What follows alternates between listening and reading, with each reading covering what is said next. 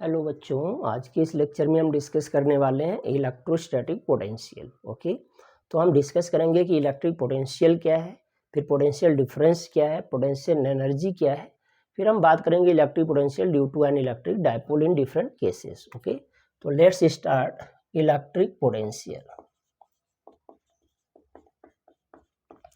किसकी बात करने वाले हैं बच्चा लोग? Electric potential. तो बच्चों ध्यान देना, इलेक्ट्रिक पोटेंशियल क्या होता है बहुत ध्यान से समझेंगे। जैसे मान लो यहाँ पर आपने कोई सोर्स चार्ज रखा Q, तो आपको पता है इसके अराउंड इलेक्ट्रिक फील्ड प्रोड्यूस हो जाती है, इलेक्ट्रिक फील्ड डेवलप हो जाती है। ठीक है, किसी भी पॉइंट चार्ज के अराउंड इलेक्ट्रिक फील्ड प्रोड्यूस हो जाती है अगर ये रेस्ट में रखा हुआ है। ठीक है, आपको पता है। लेकिन मान लेते हैं यहाँ तक इसकी फील्ड है। ठीक है बच्चों, तो इस पॉइंट पर अगर हमें पोटेंशियल निकालना है तो हम इससे बहुत दूर जा करके कहीं पर इन्फिनिटी लेट करते हैं। तो इन्फिनिटी से किसी भी दूसरे पॉइंट चार्ज यानी कि टेस्ट चार्ज को अगर हम इन्फिनिटी से ला करके यहाँ पर रखते हैं, किसी पॉइंट P पर रखते हैं, then we have to do some work to bring it from infinity to P। तो इन्फिनिटी से फील्ड के अंदर P तक लाने में कुछ हमें वर्क करना पड़ता है। इस वर्क डन को अगर इस चार्ज से डिवाइड कर दें, टेस्ट चार्ज से, तो वो अमाउंट ही इस पर्टिकुलर पॉइंट पर इस सोर्स चार्ज के कारण इलेक्ट्रिक पोटेंशियल दे देता है। ठीक है, इसका मतलब potential at P equal to हो जाता है work done from infinity to point P upon में चार्ज ब्रॉट, जो चार्ज लाया गया है। ये पर्टिकुलर हमें क्या देता है बच्चा लोग? इलेक्ट्रिक पोटेंशियल देता है इस पर्टिकुलर पॉइंट P पर। तो हम इसे डिफाइन कैसे करते हैं? अगर इस फार्मूले में हम लोग Q0 की वैल्यू 1 कूलाम ले लें तो आप देखेंगे कि V एट P क्या बनेगा? Work done from infinity to P बन जाता है। यहीं से हमें डेफिनेशन मिल जाती है। तो हम कैसे डिफाइन करते हैं? Thus the work done to bring unit test charge from infinity to a point P inside the electric field is called electric potential at that point due to source point charge। Clear है? That is expression जो बनता है वो ये बन जाता है V equal to work done from infinity to point P upon charge which is brought. Clear है बच्चे लोग? तो इसकी यूनिट क्या बनती है? जूल पर कूलम, या फिर इसी को हम वोल्ट कहते हैं, V से रिप्रेजेंट करते हैं। इसका मतलब ये हो गया कि 1 volt equal to 1 joule per coulomb. मतलब अगर एक कूलम चार्ज को इन्फिनिटी से फील्ड के अंदर किसी पॉइंट पर लाकर रखने में 1 जूल वर्क करना पड़ रहा है, इसका मतलब उस पर्टिकुलर पॉइंट पर इस सोर्स चार्ज के कारण इलेक्ट्रिक पोटेंशियल कितना है? 1 वोल्ट है। समझ गए बच्चों? और ध्यान देना, ये जो पोटेंशियल है it is a scalar quantity. ये कैसी क्वांटिटी बच्चा लोग? स्केलर क्वांटिटी है। बोलो इतनी बात समझ में आ गई सभी को? तो इलेक्ट्रिक पोटेंशियल क्या है ये बात समझ में आया? क्लियर है ना? अब हम बात करेंगे बच्चों, ध्यान देना है, ये पोटेंशियल हमें इस पर्टिकुलर पॉइंट पर मिल जाता है। ठीक है, अब क्या करना है? अब हम जानेंगे कि पोटेंशियल डिफरेंस क्या होता है। क्या पढ़ेंगे बच्चों? Potential difference.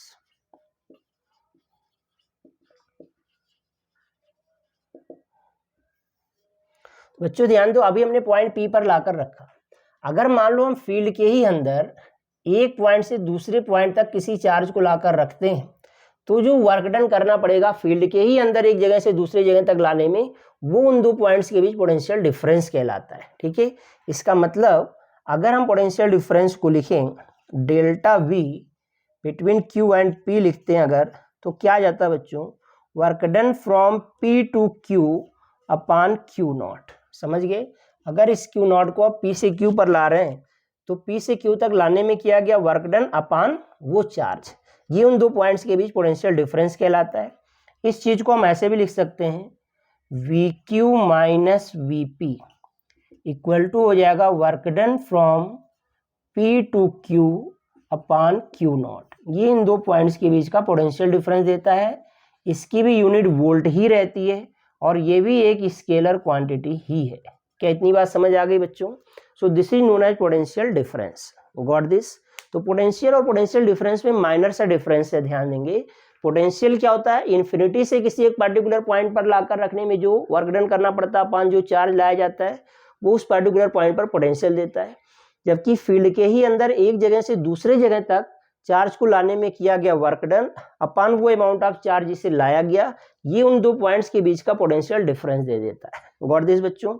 और अगर अपन को पोटेंशियल डिफरेंस पता है तो हम वर्क डन भी यहाँ से कैलकुलेट कर सकते हैं कि work done from P to Q कितना है, तो delta V between Q and P और इनटू में अमाउंट ऑफ चार्ज जो लाया गया, ये क्या दे देगा? वर्क डन दे देता है। गॉट दिस बच्चे लोग? तो आई थिंक इतनी बात आपको समझ में आ जाती है। क्लियर है? अब हम आगे बढ़ते हैं बच्चों, ध्यान से समझेंगे। ये तो बेसिक फॉर्म ऑफ फार्मूला आ गया पोटेंशियल का। अब हम निकालेंगे इलेक्ट्रिक पोटेंशियल,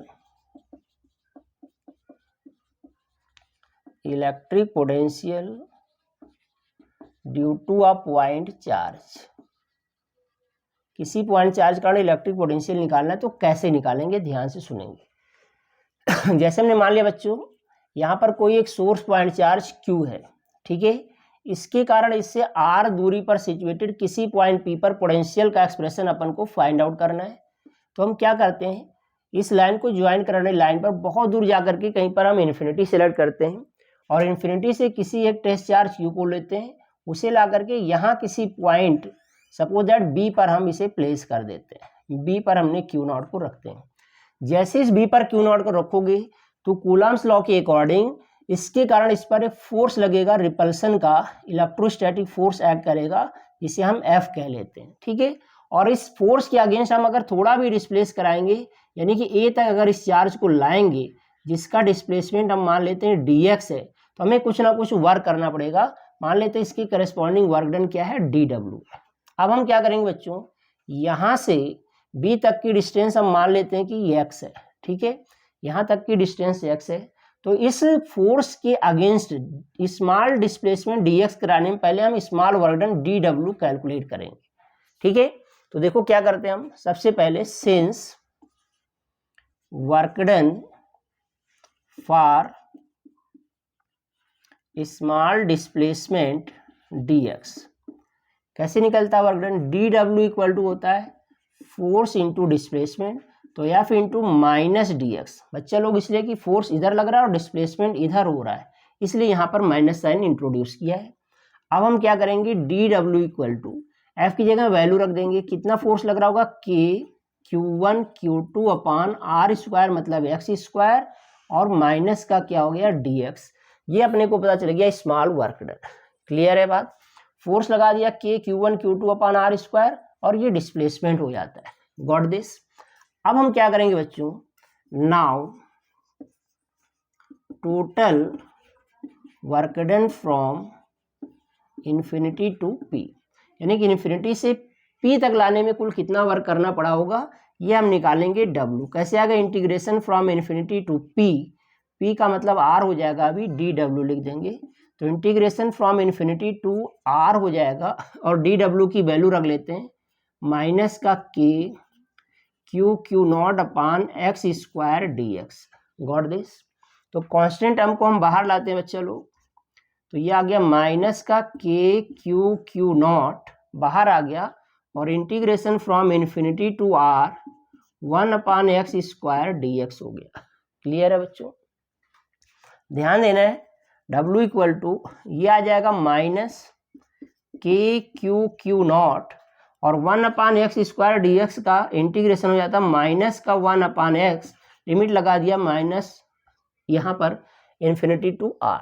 अब हाउ टू सॉल्व लिमिट, एक बार हम वेरिएबल की जगह पर अपर लिमिट रखते हैं, ओवरऑल माइनस लगा करके लोअर लिमिट रखते हैं, तो वर्क डन इक्वल टू हो गया माइनस K Q नॉट, और यह आ जाएगा माइनस का 1 अपान R और माइनस माइनस प्लस 1 अपान इन्फिनिटी। क्लियर है बच्चा लोग? ये 1 अपान इन्फिनिटी क्या हो जाएगा, 0, और माइनस माइनस क्या हो जाएगा, प्लस। तो वर्क डन आ गया K Q नॉट अपान में आ गया R, ये आ गया वर्क डन। ठीक है बच्चों। अब हम लिख सकते हैं now potential V equal to क्या होता है, work done upon charge brought. तो V इक्वल टू आ जाएगा K Q naught upon R और अपॉन में Q नॉट। तो Q नॉट से Q नॉट कट गया। तो आप देखेंगे बच्चों यहाँ पर आप देख पा रहे होंगे कि पोटेंशियल का एक्सप्रेशन क्या आ जाएगा फिर। तो पोटेंशियल अपने को मिल जाएगा बच्चे लोग K Q अपॉन R और K की वैल्यू रख दो 1 अपॉन 4 pi epsilon naught Q upon R। ये आ जाता है इलेक्ट्रिक पोटेंशियल का एक्सप्रेशन। यानी कि किसी भी पॉइंट चार्ज Q के कारण अगर R डिस्टेंस पर अपने को इलेक्ट्रिक पोटेंशियल निकालना है तो उसके लिए एक्सप्रेशन क्या हो गया हमारा 1 अपॉन 4 pi epsilon naught Q upon R। Got this बच्चा लोग। तो ये बात आपको ध्यान में रखना है। और एक चीज और ध्यान देना है कि गिवन चार्ज के लिए जैसे जैसे डिस्टेंस फ्रॉम द चार्ज बढ़ता जाएगा वैसे वैसे पोटेंशियल क्या होता जाएगा, डिक्रीज होता जाएगा। आई थिंक यहाँ तक बात एकदम क्लियर है, कोई कंफ्यूजन बच्चों नहीं है। ओके, तो लेट्स गो अहेड, आगे बढ़ते हैं। अब जैसे जैसे आगे बढ़ेंगे चीज़ें और इम्पोर्टेंट होती जाएंगी और इंटरेस्टेड होती जाएंगी। ठीक है बच्चों, तो ध्यान देना है।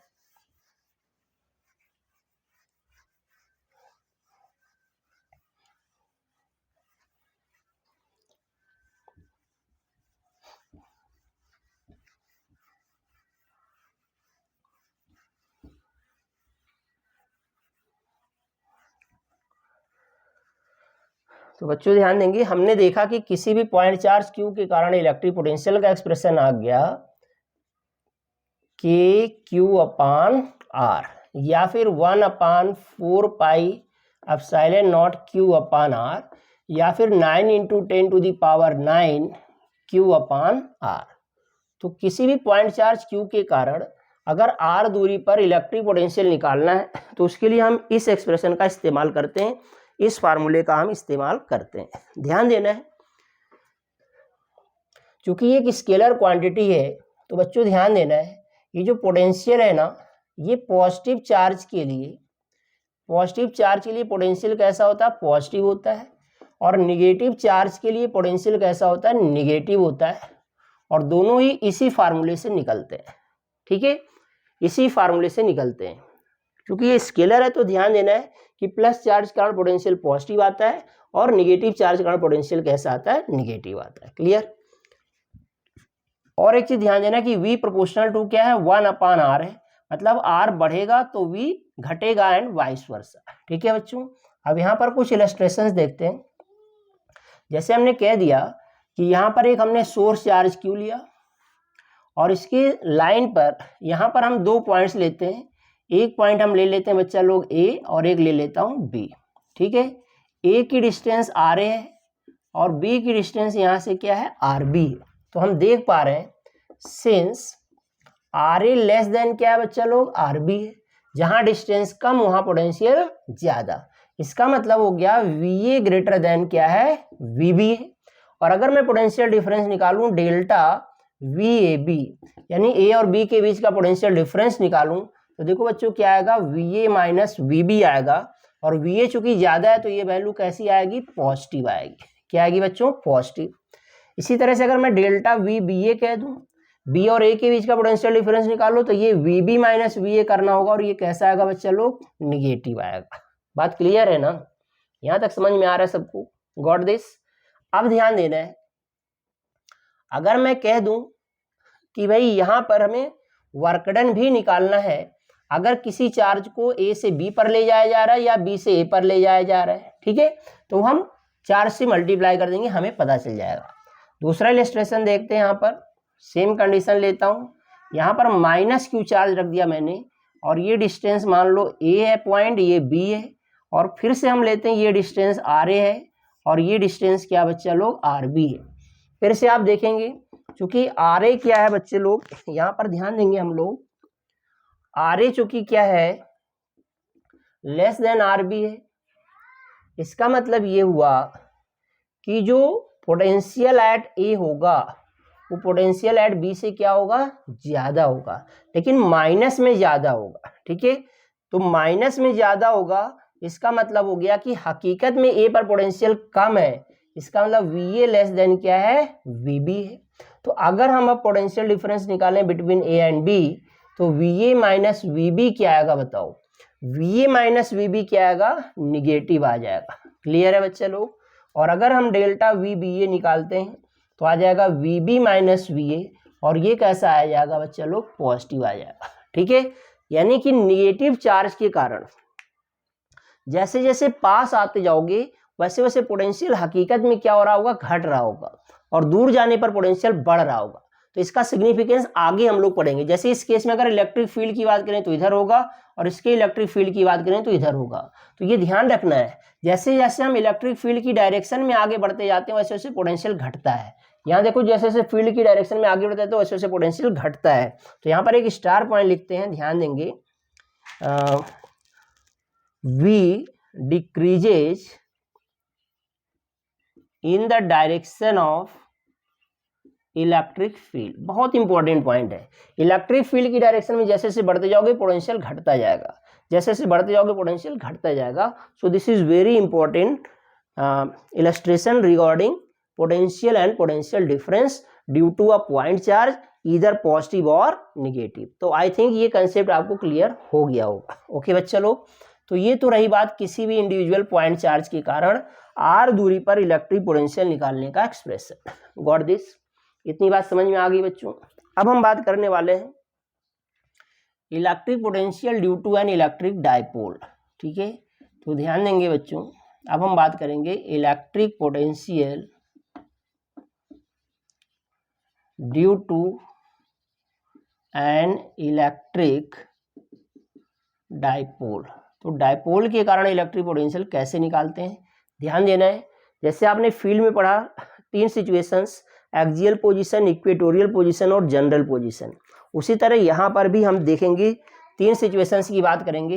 पहले हम बात करते हैं केस फर्स्ट, यानी कि एक्सियल पोजीशन। ठीक है बच्चों, तो इन एक्सियल पोजीशन, और इसी का नाम है and on position, and on position.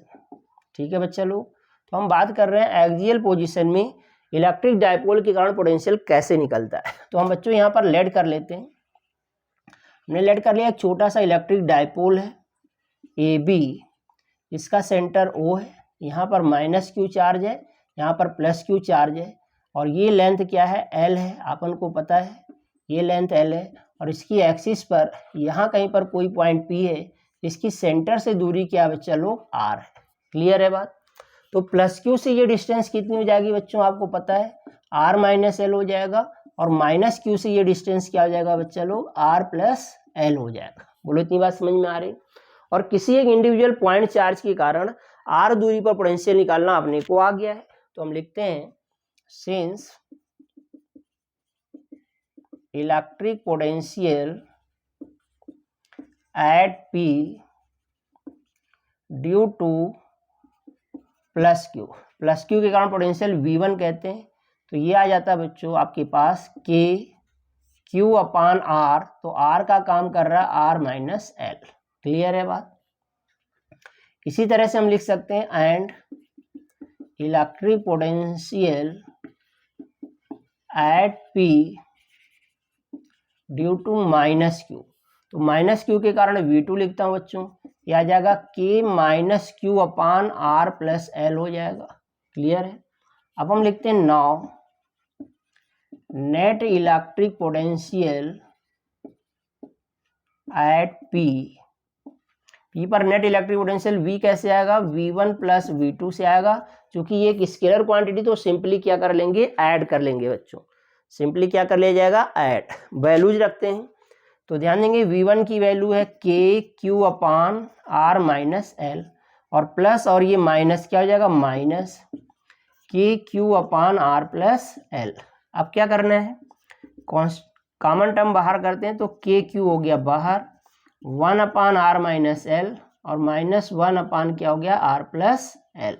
ठीक है बच्चे लोग, इसको सिंप्लीफाई कर लेते हैं, तो K Q आ गया, यहाँ पर आ जाएगा R square minus L square, और यहाँ पर आ जाएगा आर प्लस एल, और माइनस आ जाएगा R minus L. Got this. इसको सिंप्लीफाई करते हैं, तो के क्यू हो गया, आप देखेंगे बच्चों ये आ जाएगा R square minus L square, और ये हो गया आर प्लस एल माइनस का आर प्लस का एल हो जाएगा, ब्रैकेट ओपन कर देंगे तो देखो minus R plus R cut जाएगा, तो क्या बच रहा है v इक्वल टू आया के q in bracket 2l upon R square minus L square. ठीक है बच्चों, यहाँ पर लिख लेता हूँ उसके बाद का कंटेंट। तो v इक्वल टू क्या हो जाने वाला है, ये हो जाएगा k और q इंटू 2l क्या हो गया p upon R square minus L square, ये आ गया रिजल्ट। अब लेकिन यहाँ पर क्या होता है, क्योंकि लेंथ ऑफ डाइपोल बहुत माइन्यूट है तो L square less than R square हो जाता है, तो ऐसी कंडीशन में v इन एक्सियल पोजीशन क्या आ जाता है बच्चों, के पी अपान आर स्क्वायर आ जाता है, क्योंकि यहाँ पर हम एल स्क्वायर को निगलेक्ट कर देंगे। ठीक है, इतना वोल्ट रिजल्ट आ गया डाइपोल के कारण electric potential in axial position. Clear है बच्चा लोग, यहाँ तक बात समझ में आ गई। So this is the expression for electric potential due to an electric dipole in axial position. अब इसी तरह से हम लोग बात करेंगे इक्वेटोरियल पोजीशन की। ओके बच्चों, तो let's come to the second case, that is equatorial position. Equatorial position मतलब हो गया परपेंडिकुलर बाइसेक्टर की पोजीशन बच्चों। ठीक है, तो let's come to the next case. Second case को हम यहाँ पर डिस्कस करते हैं बच्चों, तो ध्यान देना है।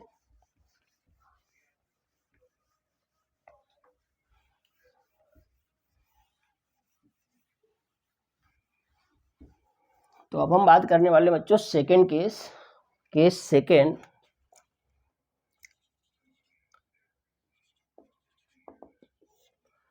इक्वेटोरियल पोजीशन,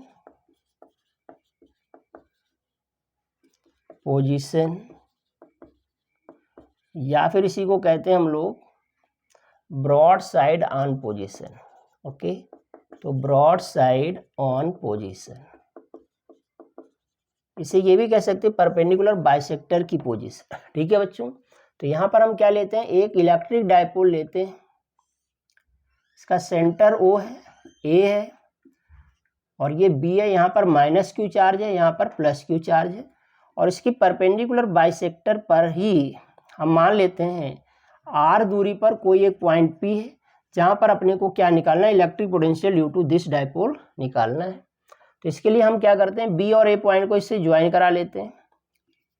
तो B और A से इसको ज्वाइन करा लिया बच्चों, ये लेंथ कितनी है L, ये भी कितनी है L, तो ये क्या आ जाएगा बच्चों, under root R square plus L square.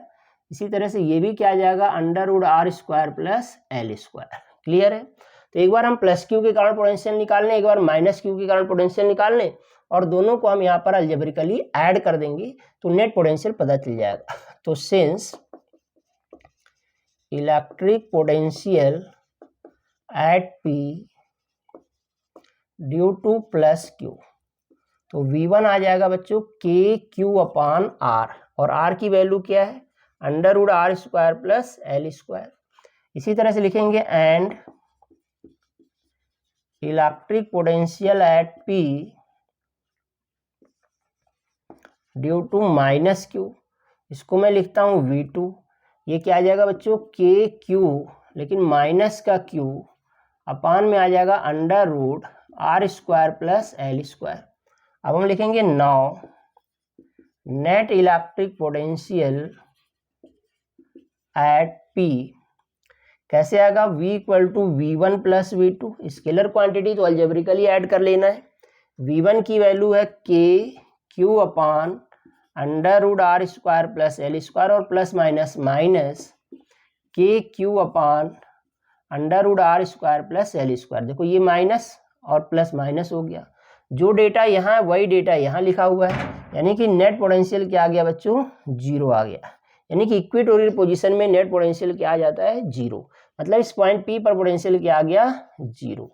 केवल यही नहीं, इसके इधर साइड भी कहीं किसी पॉइंट पर देखें, यहाँ देखें, यहाँ देखें, कहीं पर भी आप देखेंगे तो हमेशा आप पाएंगे कि जो V इक्वेटोरियल होगा वो हमेशा क्या आएगा, जीरो आएगा। यानी कि डाइपोल की परपेंडिकुलर बाइसेक्टर पर लाई करने वाले किसी भी पर्टिकुलर पॉइंट पर अगर देखा जाए तो पोटेंशियल क्या रहता है बच्चों, हमेशा जीरो ही रहता है। अब यहीं पर एक स्टार पॉइंट लिख लेते हैं।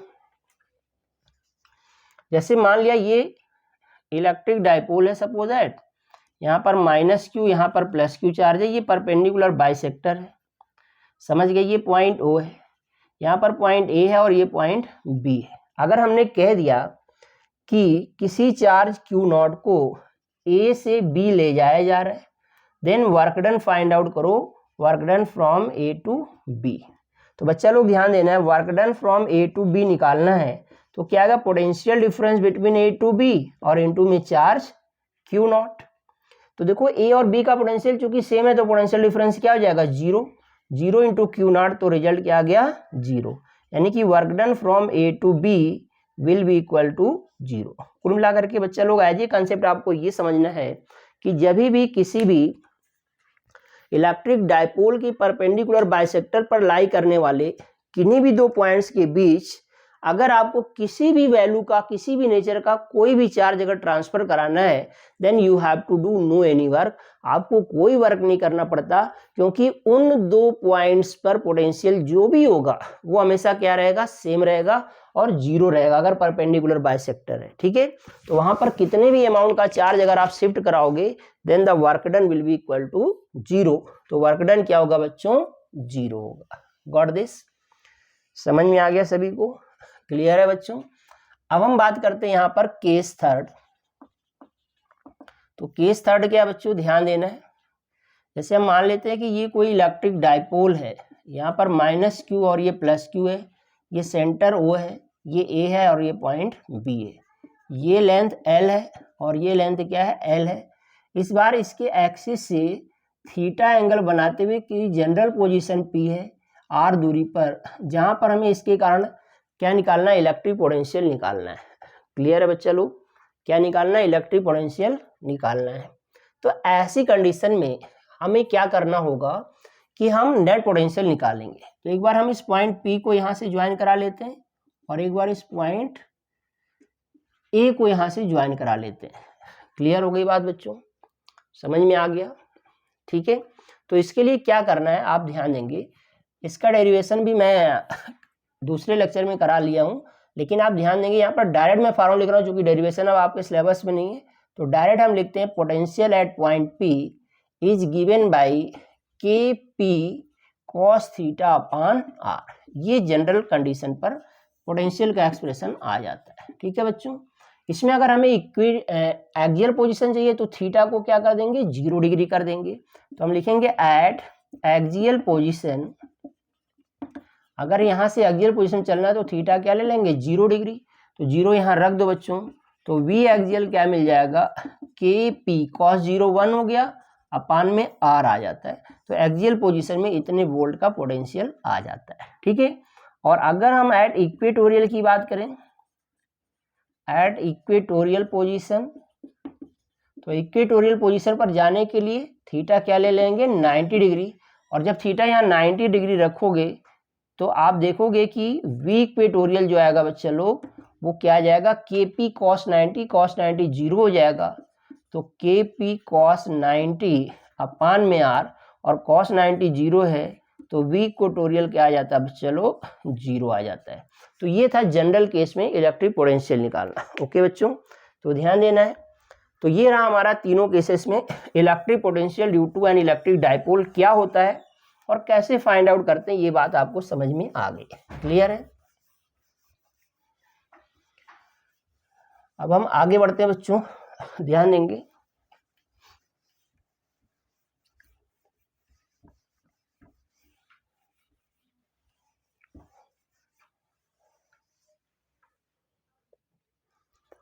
बच्चों ध्यान दो, यहीं पर हम बात कर लेते हैं इक्विपोटेंशियल सरफेस क्या होता है। बहुत ही इंपॉर्टेंट है इक्विपोटेंशियल सरफेस। नाम से ही पता चल रहा है, इक्वी का मतलब है बच्चों इक्वल से, पोटेंशियल का मतलब पोटेंशियल से, और सरफेस का मतलब क्या है, कोई भी प्लेन या सरफेस से। ठीक है, मतलब एक ऐसा सरफेस जिसके प्रत्येक पॉइंट पर पोटेंशियल क्या हो जाता है बच्चा लोग, सेम हो जाता है, उसे हम लोग क्या कहते हैं, इक्विपोटेंशियल सरफेस कहते हैं। तो यहाँ पर हम डिफाइन कर सकते हैं, such a surface at every point of which electric potential remains same, is called an equipotential surface.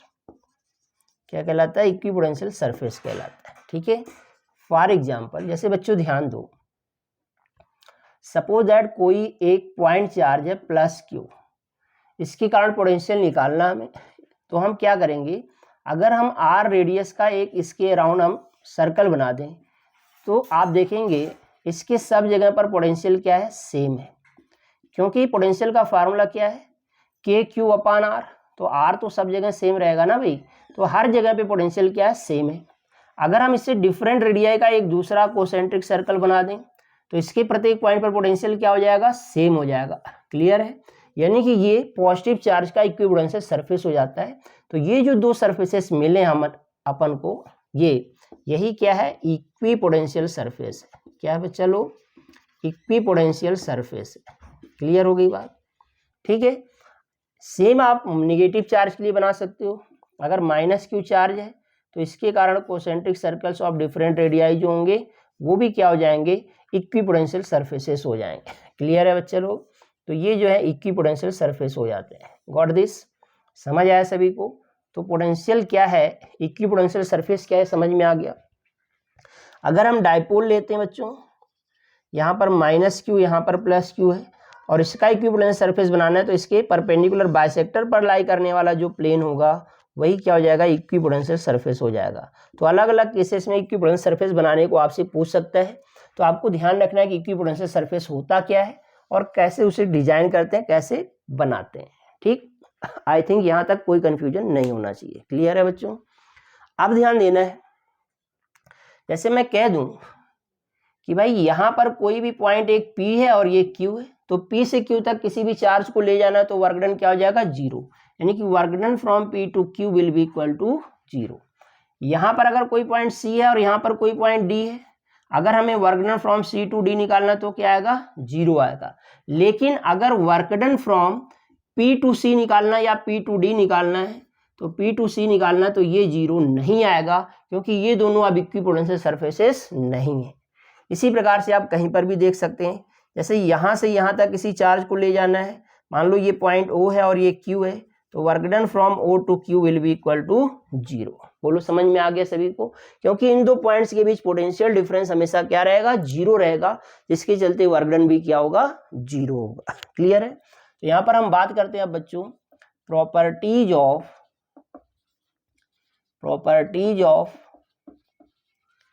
Equipotential surface. Okay, तो बच्चों इक्विपोटेंशियल सरफेसेस की कुछ प्रॉपर्टीज होती है। जैसे पहली प्रॉपर्टी, सबसे पहली प्रॉपर्टी ध्यान देना है, जो इक्विपोटेंशियल सरफेसेस हैं, EPS में लिख रहा हूँ, इक्विपोटेंशियल सरफेसेस जो होते हैं वो हमेशा इलेक्ट्रिक फील्ड लाइन पर परपेंडिकुलर होते हैं। कैसे?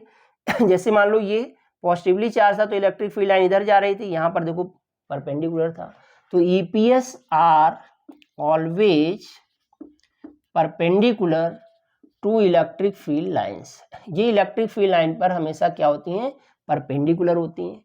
दूसरी प्रॉपर्टी ये है, टू इक्विपोटेंशियल सरफेसेस में never intersect each other, because if they do so there will be two directions of electric field at that point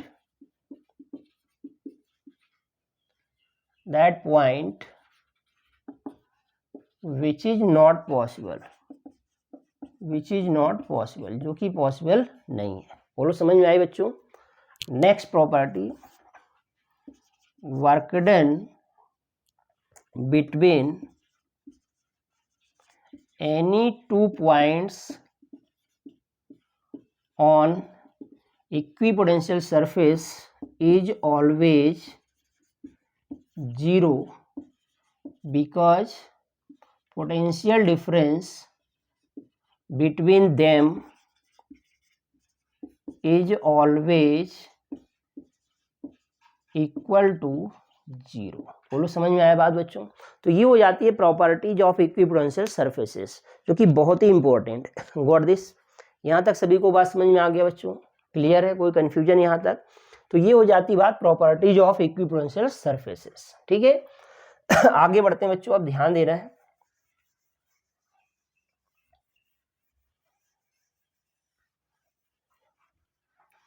अब हम बात करने वाले बच्चों इक्विपोटेंशियल सरफेस की प्रॉपर्टीज तो हमने डिस्कस कर ली।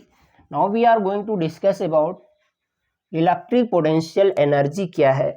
ठीक है, तो अब हम बात करेंगे इलेक्ट्रिक पोटेंशियल एनर्जी।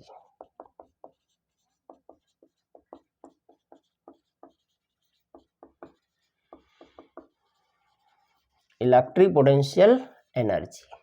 ठीक है बच्चों, पोटेंशियल हमें समझ में आ गया।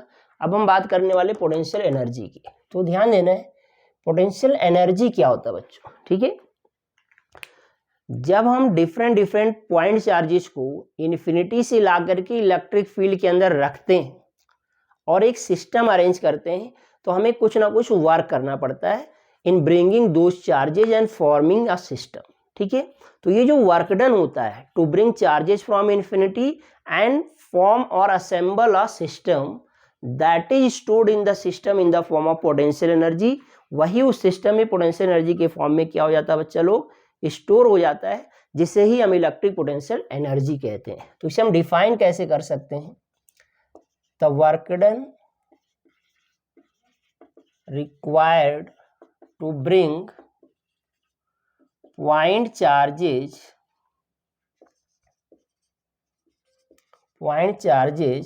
from infinity to a place inside electric field and assemble a system is called electric potential energy of that system। उस सिस्टम की इलेक्ट्रिक पोटेंशियल एनर्जी कहलाता है और यू से रिप्रेजेंट करते हैं, और इसकी यूनिट क्या होती है बच्चा लोग? जूल होती है। और ये भी कैसी क्वांटिटी है कि स्केलर क्वांटिटी होती है। क्लियर है? तो अब हम यहाँ पर इलस्ट्रेशन लेते हैं। मान लीजिए हमें 2 पॉइंट चार्जेस का, मान लेते हैं हमें 2 पॉइंट चार्जेस का एक सिस्टम अरेंज करना ए बी, जो एक दूसरे से आर दूरी पर हो। तो ऐसे में हमें कुल कितना वर्क करना पड़ेगा, यानी कि सिस्टम की इलेक्ट्रिक पोटेंशियल एनर्जी कितनी होगी, ये हम फाइंड आउट करना चाहते हैं। तो इसके लिए हम मानते हैं सिस्टम से अभी बहुत दूर कहीं जा करके यहाँ पर हम इन्फिनिटी लेट करते हैं।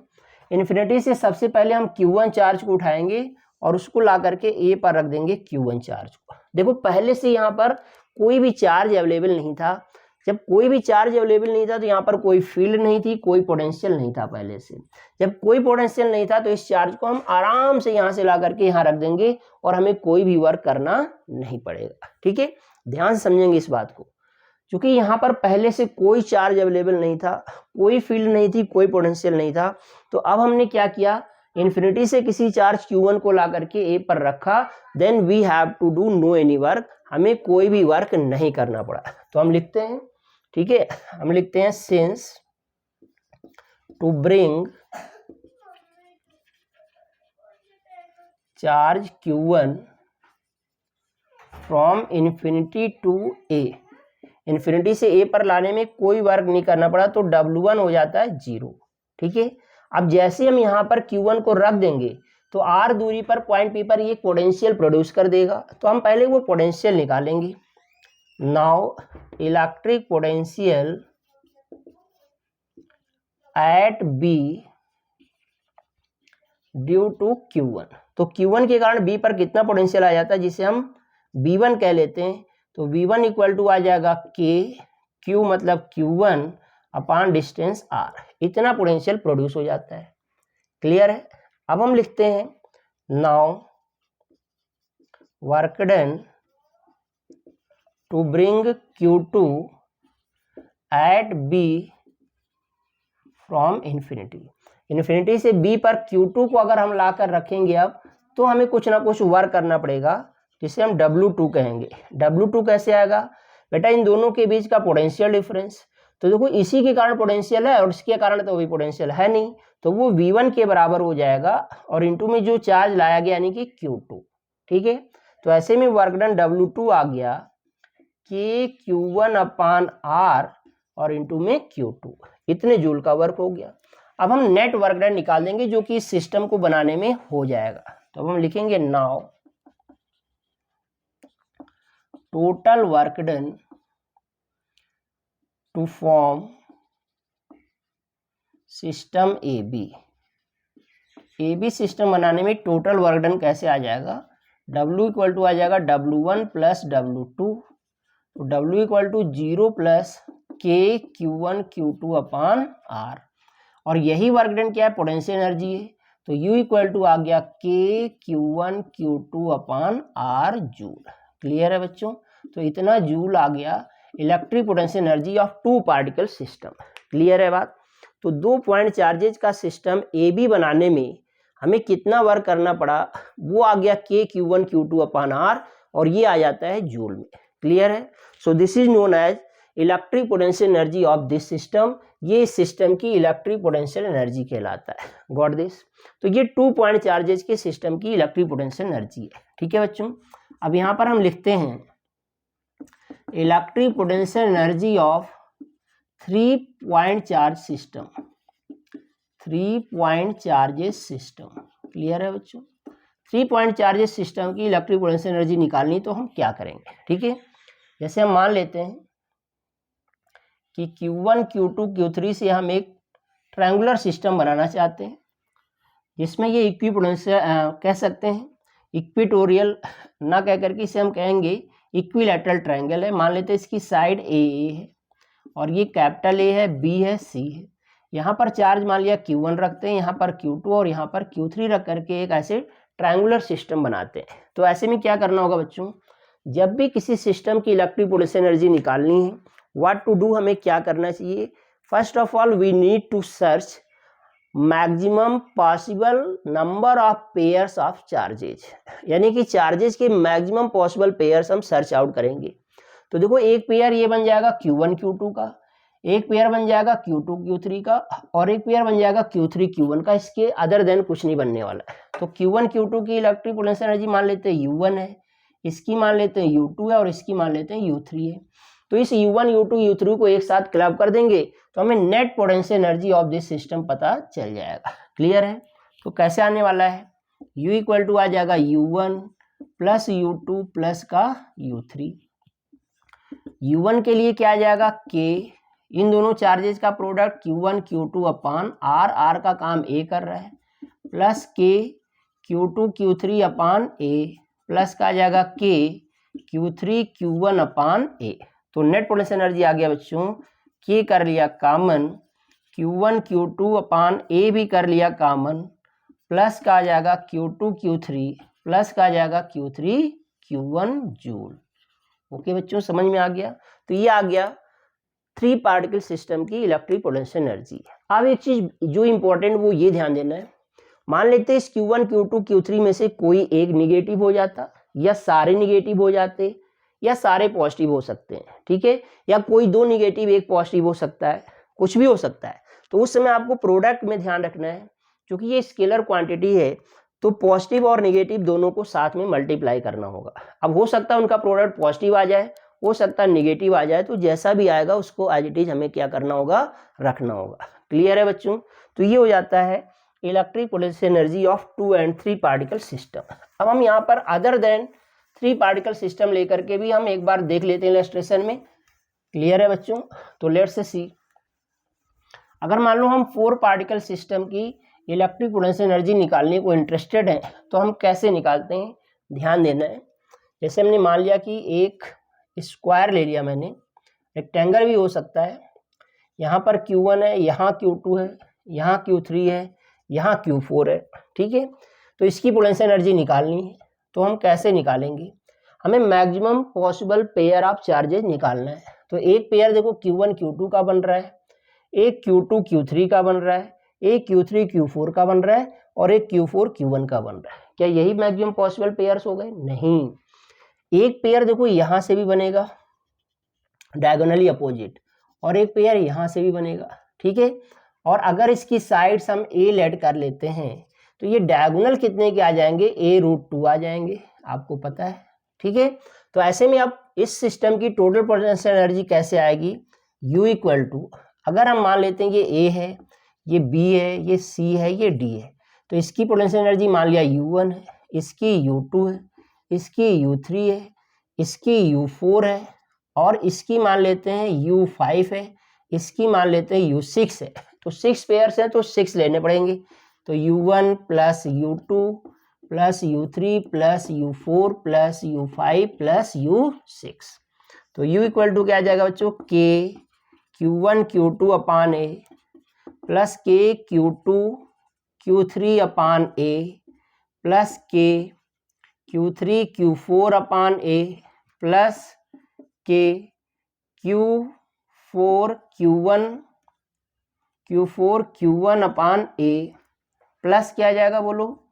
K Q1 Q3 अपान A√2 प्लस आ जाएगा बच्चों K Q2 Q4 अपान A√2। क्लियर है बात? अब जो टर्म कॉमन है उसको एक साथ कर दो, तो U equal to K upon A तो कॉमन मिल जा रहा है, तो क्या बचेगा? Q1 Q2 plus Q2 Q3 plus Q3 Q4 plus Q4 Q1 plus आ जाएगा Q1 Q3 अपान √2 प्लस Q2 Q4 अपान √2। इतना जूल आ जाएगा बच्चों इस सिस्टम की इलेक्ट्रिक पोटेंशियल एनर्जी। क्लियर है? तो बच्चों आज के लेक्चर में यहीं तक कंक्लूड करते हैं।